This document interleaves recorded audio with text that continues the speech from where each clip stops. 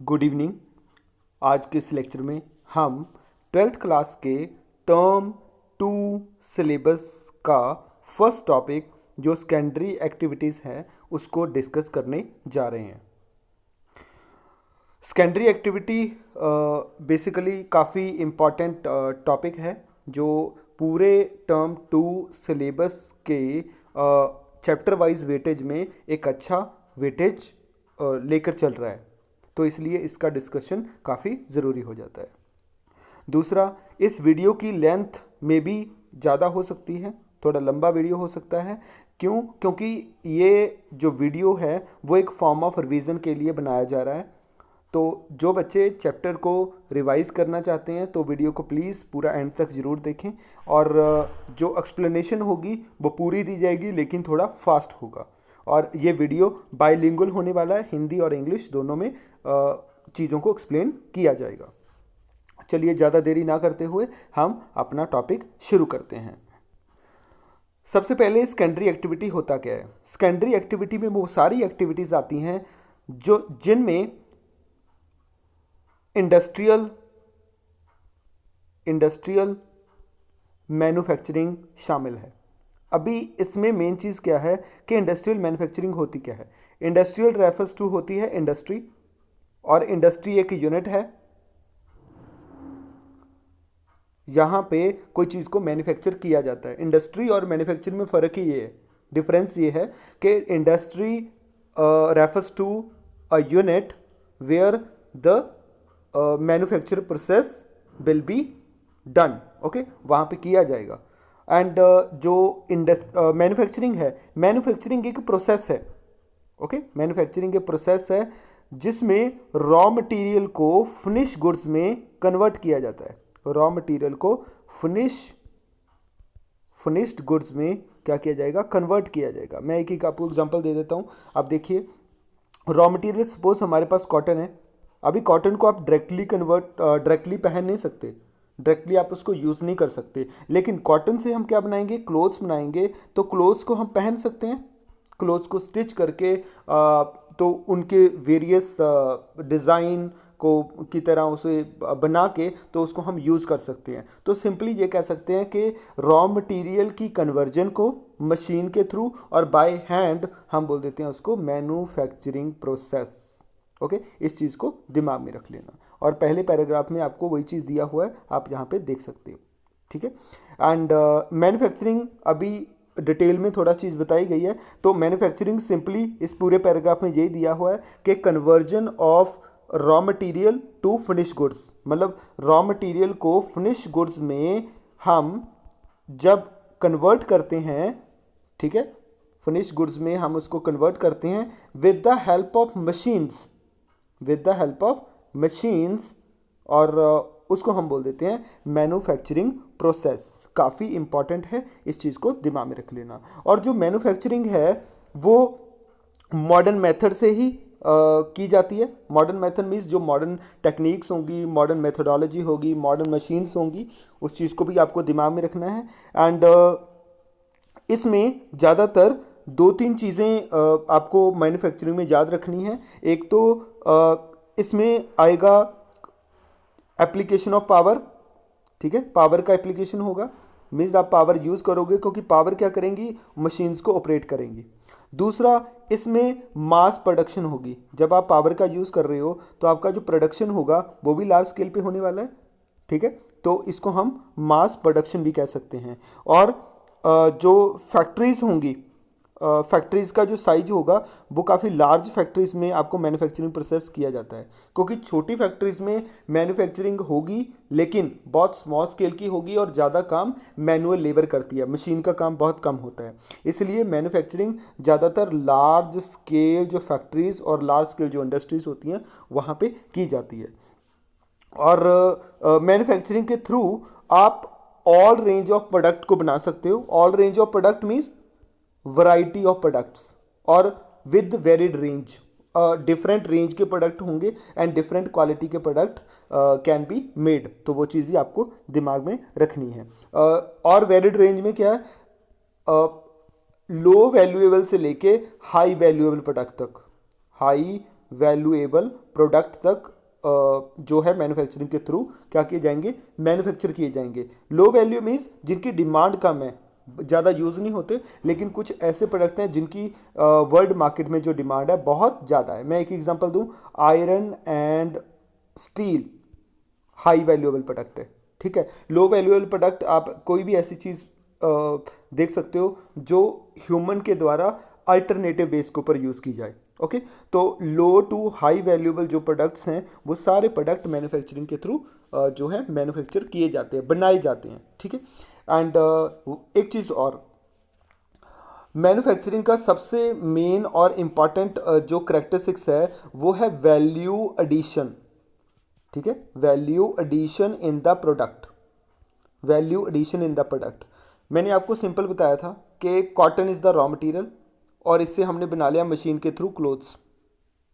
Clear. आप directly cotton को use नहीं कर सकते, बट जैसे उसको क्लोथ में कन्वर्ट किया गया तो clothes can be use to put on. अपनी बॉडी को कवर करने के लिए हम उनको क्लोथ्स को यूज़ कर सकते हैं। तो इट मीन्स आप देख सकते हो कि उस रॉ मटेरियल में मशीन ने क्या किया, एक वैल्यू को ऐड कर दिया है, वैल्यू को ऐड कर दिया, जिससे उस जो कॉटन रॉ मटेरियल की वैल्यू बढ़ी और वैल्यू से उसकी डिमांड बढ़ेगी और उसकी यूजेबिलिटी भी बढ़ेगी। ओके, तो इसको हम बोल देते हैं वैल्यू एडिशन। इसके ऊपर शॉर्ट क्वेश्चन कई बार बन जाता है कि मैन्युफैक्चरिंग जो है वो प्रोडक्ट में वैल्यू एडिशन करती है, तो इसको एक्सप्लेन कीजिए, तो आपको उस हिसाब से इसको एक्सप्लेन कर देना है। ओके, अनदर वन आपको ये करैक्टरिस्टिक्स दी हुई हैं लार्ज स्केल मैन्युफैक्चरिंग की। मैंने आपको पहले बता दिया कि मैन्युफैक्चरिंग हमेशा ही लार्ज स्केल के एरियाज़ के ऊपर, लार्ज स्केल की जो इंडस्ट्रीज़ हैं वहाँ की जाती है, क्योंकि लार्ज स्केल के ऊपर मशीन्स को यूज़ किया जाएगा। और जो मैन्युफैक्चरिंग की कुछ करैक्टरिस्टिक्स हैं, ये क्वेश्चन आपको यहाँ पे 3 या 5 मार्क्स में पूछा जा सकता है, तो काफ़ी इंपॉर्टेंट है। इसमें इसकी करैक्टरिस्टिक्स देख लेते हैं। सबसे पहले मॉडर्न लार्ज स्केल इंडस्ट्रीज़ होती क्या हैं, जब मैन्युफैक्चरिंग होती क्या है। मॉडर्न का मीन्स होता है लेटेस्ट, ओके, एंड लार्ज का मीन्स होता है बड़ा साइज। स्केल एंड मैन्युफैक्चरिंग होता है process of converting the raw material with raw material to finish goods. तो सिंपल हम कह सकते हैं कि मॉडर्न लार्ज स्केल मैन्युफैक्चरिंग वो होती है जहाँ पे वो जो कन्वर्जन प्रोसेस है रॉ मटेरियल को फिनिश गुड्स में कन्वर्ट करने का, उसको लेटेस्ट टेक्निक्स और लेटेस्ट मेथड और लेटेस्ट मशीनरी से किया जाएगा, ठीक है। तो जब लेटेस्ट मशीनरी से किया जाएगा तो उसके क्या पॉइंट्स होंगे, मतलब प्रोडक्ट कैसा होगा, प्रोडक्ट की जो क्वालिटी होगी विल बी वेरी गुड, ठीक है, better quality of the product होगी। तो ये पॉइंट अपने आप ही दिमाग में आने शुरू हो जाते हैं कि जब लेटेस्ट टेक्नोलॉजी यूज़ की जाएगी तो बेटर क्वालिटी ऑफ प्रोडक्ट होगा, ठीक है। और दूसरा स्पेशलाइजेशन इन स्किल्स होगा, ठीक है। स्पेशलाइजेशन रखी जाएगी किसमें, स्किल्स में। जैसे लेबर का स्किल्स स्पेशलाइज होगा, जो कोई पर्सन मैकेनिकल में एक्सपर्ट है तो उसको मैकेनिक्स का काम, जो केमिकल में एक्सपर्ट है उसको केमिकल का काम। तो लेबर को जो हायर किया जाएगा एज पर द स्किल्स किया जाएगा, कि जो बंदा जो काम जाता है जिसमें वो एक्सपर्ट है उसको उसी सेक्टर के लिए हायर किया जाएगा by the industry, by this manufacturing. इस चीज़ को दिमाग में रख लेना। और उसके बाद जैसे स्पेशलाइजेशन है स्किल्स की, उसी हिसाब से ही यहाँ पे method of production will be also latest, ठीक है। किसी भी प्रोडक्ट को बनाने में जो मेथोडोलॉजी और टेक्नोलॉजी यूज़ होगी वो भी वन ऑफ द एडवांस होगी, अच्छी होगी। तो वो आगे जाके किसके ऊपर इफेक्ट करेगी, क्वालिटी ऑफ द प्रोडक्ट, जो मैंने ऑलरेडी आपको यहाँ बता दिया है। इसके साथ ही ज़्यादा काम जो लार्ज स्केल मॉडर्न मैन्युफैक्चरिंग है उसमें ज़्यादा काम किसका होगा, लेटेस्ट टेक्निक्स का। और लेटेस्ट टेक्निक्स में क्या चीज़ आएगी, मशीन्स। तो इसका एक इंपॉर्टेंट करेक्टरिस्टिक्स क्या होगा, मैकेनाइजेशन। बच्चे ये सारे पॉइंट्स आप अपनी कॉपी पे एक्स्ट्रा लिख सकते हो ताकि आपको वहाँ पे पॉइंट एग्जामिनेशन में बनाने में कोई दिक्कत ना आए। ओके, मैकेनाइजेशन इसका इंपॉर्टेंट करेक्टरिस्टिक्स है। मैकेनाइजेशन होता है लार्ज स्केल के ऊपर मशीनरी को यूज़ करना। सारा काम जो लार्ज स्केल मैन्युफैक्चरिंग है जो मॉडर्न बेस, उसमें सारा काम मशीन्स करती हैं, क्योंकि machines never made a mistake, कभी मिस्टेक नहीं करती जब तक आप उनमें इनपुट गलत नहीं डालते। तो आपका डाटा एंट्री सही होना चाहिए, मशीन ऑलवेज सही काम करेगी और प्रोडक्ट का क्वालिटी सेम रहेगा, प्रोडक्ट का डिज़ाइन भी सेम रहेगा, इसलिए लार्ज स्केल के ऊपर प्रोडक्ट की क्वालिटी को मेंटेन करने के लिए ये मैकेनाइजेशन को लिया जाता है। इस चीज़ को दिमाग में रख लेना। और इसके बाद टेक्नोलॉजिकल इनोवेशन होगा। लार्ज स्केल के ऊपर जो टेक्निक्स हैं उनको यूज़ किया जाता है, कहाँ पे? मॉडर्न लार्ज स्केल मैन्युफैक्चरिंग के अंदर। और टेक्निकल इनोवेशन में लेटेस्ट टेक्नोलॉजी के साथ, नए इनोवेटिव आइडिया के साथ प्रोडक्ट को बनाया जाएगा। उसके बाद जो इंडस्ट्री का वेस्टेज होगा, सपोज कोई प्रोडक्ट को बनाया, रॉ मटेरियल से प्रोडक्ट को बनाया और बाकी वेस्टेज बच गया, तो उस वेस्टेज को फिनिश गुड्स बनाने के बाद जो आपका वेस्टेज बचा रॉ मटेरियल का, तो उसको ना डिस्पोज ऑफ करने का सबसे बड़ा प्रॉब्लम होता है किसी इंडस्ट्री का। लेकिन यहाँ पे टेक्निकल इनोवेशन से एक तो प्रोडक्ट की क्वालिटी को कीप इन माइंड रखा जाएगा, दूसरा जो वेस्टेज है इसको कैसे कम किया जाए और वेस्टेज का मैक्सिमम यूज़ कोई और लो वैल्यूएबल प्रोडक्ट बनाने में कैसे किया जाए। तो ये सारी जो टेक्निकल जो इनोवेशंस हैं उनको यूज़ किया जाएगा इन इंडस्ट्रीज के बीच में। और तीसरा सबसे बड़ा जो टेक्निकल इनोवेशन का एग्जांपल आपको यहाँ मिलेगा वो होता है कि जो इंडस्ट्रीज़ ज़्यादा पोल्यूशन करती हैं, चाहे वो एयर पोल्यूशन हो, लैंड हो, वाटर हो या नॉइस पोल्यूशन हो, तो उसको कैसे कम करना है, उन पोल्यूशन एक्टिविटी को कैसे कम करना है कि प्रोडक्शन भी हो और पोल्यूशन भी कम हो। तो वो सारे जो प्रॉब्लम्स हैं उनको टेक्निकल इनोवेशन के थ्रू सॉल्व किया जाता है। तो दैट्स वाई यहाँ पे टेक्निकल इनोवेशन की काफ़ी ज़्यादा सपोर्ट दी गई है।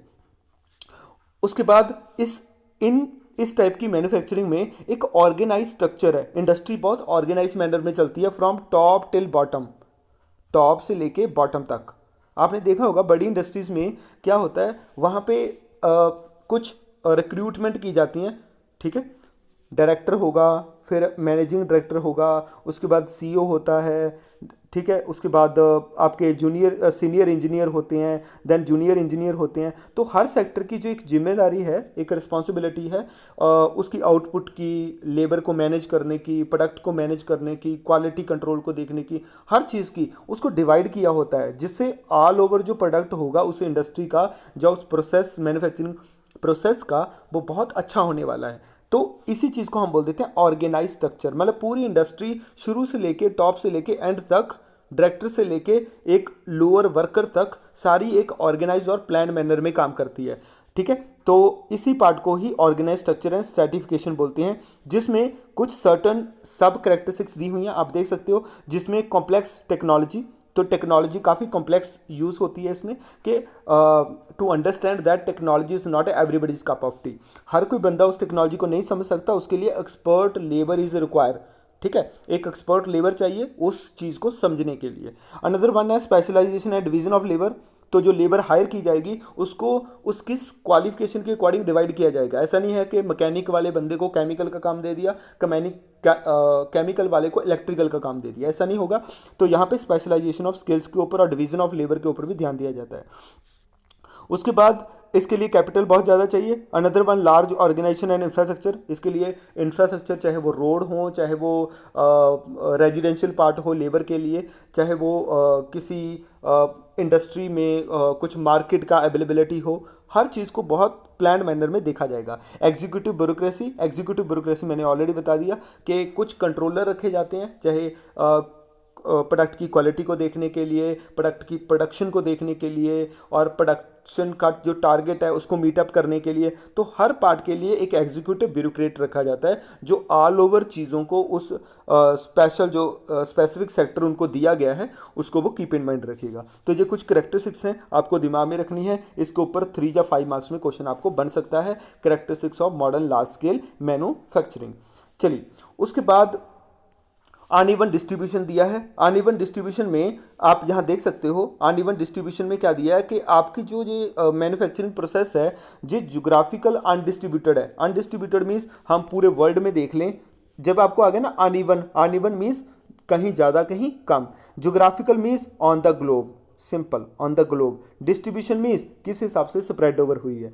अरे भाई सिंपल पार्ट ये है कि ये मैन्युफैक्चरिंग प्रोसेस अनइवनली डिस्ट्रीब्यूटेड क्यों है, क्योंकि ये जो मैन्युफैक्चरिंग प्रोसेस है ये काफ़ी चीज़ों के ऊपर डिपेंड है। एक तो ये लेबर के ऊपर डिपेंड है, लेबर की अवेलेबिलिटी के ऊपर, ठीक है। और दूसरा ये मैकेनाइजेशन के ऊपर डिपेंड है, मशीन्स, ठीक है, मैकेनाइजेशन के ऊपर डिपेंड है। उसके बाद इसका सबसे इम्पॉर्टेंट जो रिक्वायरमेंट है अगला, वो होगा कैपिटल होनी चाहिए, और एक होना चाहिए रॉ मटेरियल। रॉ मटेरियल के बिना तो मैन्युफैक्चरिंग हो ही नहीं सकती। ओके, इस चीज़ को दिमाग में रख लेना। और ये सारी चीज़ें अलग अलग जगह के ऊपर वेरिड फॉर्म में मिलती हैं, कहीं ज़्यादा कहीं कम, कहीं अच्छी क्वालिटी की कहीं लोअर क्वालिटी की। तो ये सारी चीज़ें ही जैसे और जिस फॉर्म में मिलेंगी, ठीक है, जिस एरिया में रॉ मटेरियल अच्छा है, लेबर भी अच्छी मिल रही है, स्किल्ड भी है, चीपेस्ट भी है, कैपिटल, कंट्री इकोनॉमिकली भी डेवलप्ड है, और वहाँ पे टेक्निकल इनोवेशन और मशीनरी का भी हाई यूज़ होता है, तो कंट्री टेक्नोलॉजिकली भी बहुत एडवांस है, तो वहाँ पे मैन्युफैक्चरिंग प्रोसेस लार्ज स्केल पे होगा। अदरवाइज जिन एरियाज में ये फैक्टर सूटेबल नहीं होंगे, अच्छे से काम नहीं करेंगे, तो वहाँ पे अनइवननेस आपको ज़्यादा मिलेगी, यानी कि वहाँ पे जो मैन्युफैक्चरिंग प्रोसेस है वो काफ़ी लोअर लेवल का हो सकता है। आपको ये चीज़ दिमाग में रखनी है। तो यही चीज़ दी है कि ज्योग्राफिकल डिस्ट्रीब्यूशन ऑफ इंडस्ट्री। मैं यहाँ पे एक एग्जांपल आपको और देता हूँ। जैसे मैं पूरे वर्ल्ड का आपको बताऊँ, तो पूरे वर्ल्ड में आप देखिए यहाँ पे नॉर्थ अमेरिका, ये आपको दिया है साउथ अमेरिका, ये साउथ अमेरिका दिया है, एंड इसके बाद ये ग्रीनलैंड है, इसके बाद यहाँ ब्रिटेन दिया हुआ है, ग्रेट ब्रिटेन, उसके बाद यहाँ पे आ गया यूरोप का मैप, ये आप यहाँ देख सकते हो, और यहाँ पे आ गया आपका अफ्रीका, ये देख सकते हो। तो यहाँ पे यदि मैं आपको एग्जांपल दूँ, यूएसए का जो सॉरी नॉर्थ अमेरिका का ये कॉन्टिनेंट है, तो यहाँ पे आपको यूएसए के अंदर ग्रेट लेक रीजन और ये अपलेशियन रीजन, ये जो ईस्टर्न यूएसए है, काफ़ी इंडस्ट्रियल एरिया है, मैन्युफैक्चरिंग प्रोसेस बहुत लार्ज स्केल पे होता है। ऐसे ही ग्रेट ब्रिटेन है, उसी हिसाब से ये वेस्टर्न यूरोप एरिया है, ये भी हाईली इंडस्ट्रियलाइज है, जिसमें जर्मनी, स्पेन, फ्रांस है ना, तो वो सारे कंट्रीज इस एरियाज में आते हैं, जिसको हम नॉर्थ वेस्टर्न यूरोप बोलते हैं। इसके बाद सम पार्ट ऑफ जो आपका साउथ अमेरिका का पार्ट है, जिसमें ब्राज़ील वाला पार्ट आ जाता है। ओके, तो इंडस्ट्रियलाइज पार्ट में तो इस एरिया में बहुत ज़्यादा इंडस्ट्री है, क्लस्टर बहुत ज़्यादा है। लेकिन remaining part of the same continent आप देखिए इस साइड में, ठीक है, जहाँ rest of the part of south America, ये अफ्रीकन पार्ट में, जहाँ इंडस्ट्री और मैन्युफैक्चरिंग प्रोसेस बहुत कम है, और इसी को हम बोल देते हैं अनइवननेस। क्या बोलते हैं? अनइवननेस। इस चीज़ को दिमाग में रखना जी। आगे आपको इस पैराग्राफ में दिया हुआ है difference between the manufacturing industry and manufacturing industry. तो सिंपल पार्ट इज कि मैन्युफैक्चरिंग और मैन्युफैक्चरिंग इंडस्ट्री में फ़र्क क्या है। अरे भाई, मैन्युफैक्चरिंग क्या होता है? मैन्युफैक्चरिंग, पहले तो जो लोग, कुछ लोग हैं जो एक्सपर्ट्स हैं, उन वो इसको डिफ्रेंशिएट करते हैं, लेकिन मोस्ट ऑफ द पीपल इसको यही समझते हैं कि ये दोनों एक ही मीनिंग से ली गई हैं। जैसे कि जो मैन्युफैक्चरिंग प्रोसेस है वो एक ट्रांसफॉर्मेशन है किसका? रॉ मटेरियल का, ठीक है, फिनिश गुड्स में। तो मैन्युफैक्चरिंग को सिंपली मैंने ऑलरेडी बता दिया था, टू मेक बाय हैंड। तो मेक बाय हैंड कब होता था? प्रिमिटिव टाइम में, जब टेक्नोलॉजी नहीं थी, ठीक है, तब प्रिमिटिव टाइम में ज़्यादातर जो आपका मैन्युफैक्चरिंग प्रोसेस था वो बाय हैंड होता था, बाय हैंड और मैनुअली। लेकिन अभी नाउ ए डेज क्या हो गया? टेक्नोलॉजी अच्छी आ गई, तो उसकी वजह से मशीन्स का यूज़ होना शुरू हो गया। जब मशीन का यूज़ होना शुरू हो गया तो आपका मैन्युफैक्चरिंग प्रोसेस काफ़ी फास्ट हो गया। क्लियर है? तो इट मीन्स प्रिमिटिव टाइम से अभी तक तो मैन्युफैक्चरिंग प्रोसेस में काफ़ी चेंजेस देखने को मिले हैं। ठीक है, तो ग्लोबल मार्केट में प्रोडक्शन प्रोडक्ट की और हायर वैल्यू जो प्रोडक्ट थे उनकी सेल में भी काफ़ी ज़्यादा चेंजेस देखने को मिले हैं। और जो इंडस्ट्री पार्ट दिया है, जो मैन्युफैक्चरिंग का तो ऑलरेडी मैंने बता दिया कि मशीन से और मैनुअली, मतलब बाय हैंड किसी भी प्रोडक्ट को बनाना, उसको मैन्युफैक्चरिंग बोलते हैं। प्रिमिटिव टाइम में ये बाय हैंड था, अभी ये बाय मशीन है, बस that's it. And manufacturing industry क्या है? तो इंडस्ट्री एक यूनिट है, इंडस्ट्री एक यूनिट है, तो जिसमें हम प्रोडक्ट को क्या करते हैं? मैन्युफैक्चरिंग करेंगे। तो इंडस्ट्री एक यूनिट है, एक स्मॉल यूनिट, यहाँ पे मैन्युफैक्चरिंग प्रोसेस होता है। इस चीज़ को दिमाग में रख लेना। और इन्होंने कुछ जो एग्जाम्पल दिया है, जैसे हम इंडस्ट्री की बात करें तो यूनिट तो कोई भी हो सकती है। जैसे यूनिट में आयरन एंड स्टील इंडस्ट्री भी है, और इसी में ही टेक्सटाइल इंडस्ट्री भी है, और इसी में ही आपकी केमिकल इंडस्ट्री भी है।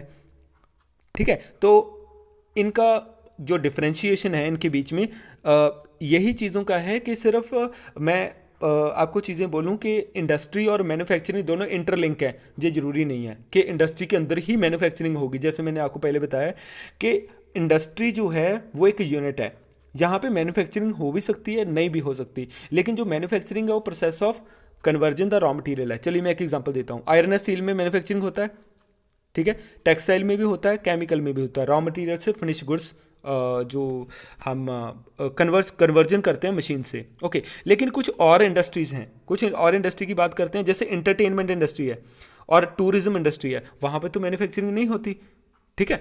तो इट मीन्स आपकी क्लैरिटी के लिए ये चीज़ मैं आपको बता दूं कि जो मैन्युफैक्चरिंग इंडस्ट्री है, मैन्युफैक्चरिंग इंडस्ट्री एक वाइडर टर्म है जिसमें हम ये बोल सकते हैं कि किसी भी रॉ मटेरियल को कन्वर्ट किया जाता है मशीन से और बाय हैंड से भी, लेकिन उसमें ज़रूरी नहीं है कि हर टाइप की इंडस्ट्री में मैन्युफैक्चरिंग प्रोसेस हो, ठीक है। जैसे कुछ सेक्टर ऐसे हैं इंडस्ट्रीज़ के, इंटरटेनमेंट और टूरिस्ट, जहां मैन्युफैक्चरिंग प्रोसेस नहीं होता है। तो हम किसी एक स्पेसिफिक टारगेट के साथ या एक कंसेप्ट के साथ इसको इंटरलिंक नहीं कर सकते। वो चीज़ आपको दिमाग में रखनी है। आगे फैक्टर दिए हुए हैं, one of the most important, काफ़ी इंपॉर्टेंट टॉपिक है। 5 मार्क्स में ये टॉपिक पूछा जा सकता है।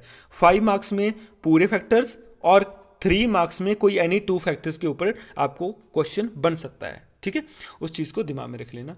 और इसमें फैक्टर अफेक्टिंग इंडस्ट्रियल लोकेशन, अरे भाई इंडस्ट्रियल लोकेशन के लिए कौन से फैक्टर्स जो हैं वो उसको अफेक्ट करते हैं। इंडस्ट्री लगाने के लिए क्या क्या चीज़ें हमें दिमाग में रखनी पड़ेंगी, कौन कौन से फैक्टर्स हैं, ओके। तो उनको वन बाय वन डिस्कस करते हैं। जिसमें एक्सेस टू मार्केट है। सबसे पहले एक्सेस टू मार्केट में मार्केट काफ़ी रोल प्ले करती है। आपने क्या किया, आपने मैन्युफैक्चरिंग के थ्रू या इंडस्ट्री के थ्रू प्रोडक्ट को प्रोड्यूस तो कर लिया, प्रोडक्ट को आपने मैन्युफैक्चर तो कर लिया, यानी आपकी प्रोडक्शन होगी। अभी नेक्स्ट टारगेट आपके पास क्या होगा, अरे भाई उसको सेल करना है, आपने उसको कंज्यूमर तक पहुंचाना है। तो कंज्यूमर तक पहुंचाने के लिए कंज्यूमर कहाँ से सेल करेंगे, मार्केट से, शॉप से।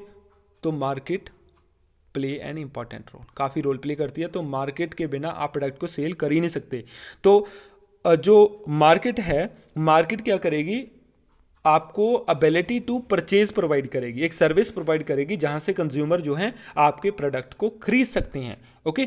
तो मार्केट का रोल सबसे ज़्यादा है। तो मार्केट एक ऐसी प्लेस है जहां पे आप किसी भी प्रोडक्ट को क्या करोगे, सेल करोगे, एंड उसमें एक्सेस टू मार्केट का काफ़ी बड़ा रोल होता है। अभी एक्सेस टू मार्केट में क्या क्या चीज़ें ध्यान में रखनी चाहिए। एक तो एक्सेस टू मार्केट में मार्केट नियर होनी चाहिए, पास में, किसके, इंडस्ट्री के। और क्यों क्यों होनी चाहिए, क्योंकि जब आप मार्केट तक कुछ चीज़ों को पहुंचाओगे, मार्केट तक यदि तो पास होगी तो आपका ट्रांसपोर्ट कॉस्ट कम पड़ेगा, यदि वो दूर होगी तो ट्रांसपोर्ट कॉस्ट आपका ज़्यादा पड़ने वाला है। क्योंकि जो नियरनेस है मार्केट की, वो आपके प्रोडक्ट के वेट के ऊपर भी काफ़ी डिपेंड करती है, ठीक है, कि प्रोडक्ट का वेट कितना है। यदि आपका हैवी वेट प्रोडक्ट है तो मार्केट पास होनी चाहिए, यदि लाइट वेट प्रोडक्ट है तो मार्केट थोड़ा दूर चल जाएगी, कोई बड़ा प्रॉब्लम नहीं होगा। तो इट मीन्स कि मार्केट का लोकेशन काफ़ी रोल प्ले करता है, ओके। इस चीज़ को दिमाग में रख लेना। और कुछ बड़ी मार्केट्स हैं, कुछ छोटी मार्केट हैं। छोटी मार्केट में प्रोडक्ट का डिमांड कम होता है और बड़ी मार्केट में आपके प्रोडक्ट की जो डिमांड है वो हाई होगी। कुछ प्रोडक्ट इन्होंने मार्केट के नाम दिए हुए हैं, जैसे देखिए यूरोप में, नॉर्थ अमेरिका, जापान, ऑस्ट्रेलिया। तो इसमें जो मार्केट का साइज बहुत बड़ा है, तो मार्केट का साइज बड़ा है तो उसके लिए आपको क्या चीज़ करना पड़ेगा कि उस एरिया में डिमांड ऑफ द प्रोडक्ट ज़्यादा है। It means purchasing power of the people will also be high, लोगों के पास पैसा इतना ज़्यादा है कि वो प्रोडक्ट को अफोर्ड कर सकते हैं। इसलिए जितनी भी ये बड़ी मार्केट्स वाले एरियाज़ हैं वो ज़्यादा पॉपुलेटेड भी हैं।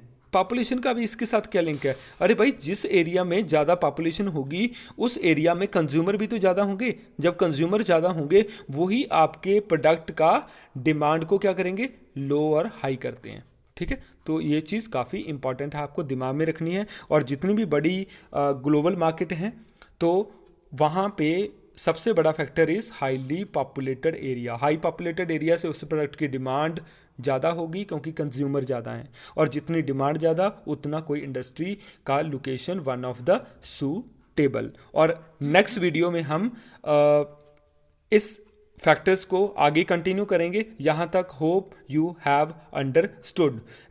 वीडियो ख़त्म करने से पहले मैं ये बताना चाहता हूँ, ये जो चैनल आपके लिए ही बनाया गया है। इसके माध्यम से ही हम ट्वेल्थ क्लास के ज्योग्राफी, ट्वेल्थ ही नहीं, ट्वेल्थ ऑनवर्ड जितने भी एग्ज़ाम्स हैं, स्टेट और सेंट्रल गवर्नमेंट के जो एग्ज़ाम हैं, ज्योग्राफी के जितने भी कंसेप्ट उसमें ज्योग्राफी के सिलेबस में आ रहे हैं, चाहे वो यूजीसी क्यों ना हो, सभी का जो है प्रॉपर एक्सप्लेनेशन इस चैनल के माध्यम से किया जा रहा है हर टॉपिक का। यदि आपको इस चैनल के द्वारा पढ़ाई जाने वाली टॉपिक्स, कंटेंट और टेक्निक्स आपको अच्छी लगती हैं और कंटेंट अच्छा लगता है, तो प्लीज़ इस चैनल को लाइक, शेयर एंड सब्सक्राइब ज़रूर करें। अपने दोस्तों के साथ भी इसको शेयर करें ताकि वो भी इन वीडियो से अपने ट्वेल्थ क्लास के और जितने भी बाकी एग्ज़ाम्स हैं उनके लिए अच्छी प्रिपरेशन कर सकें। आज के लिए इतना ही।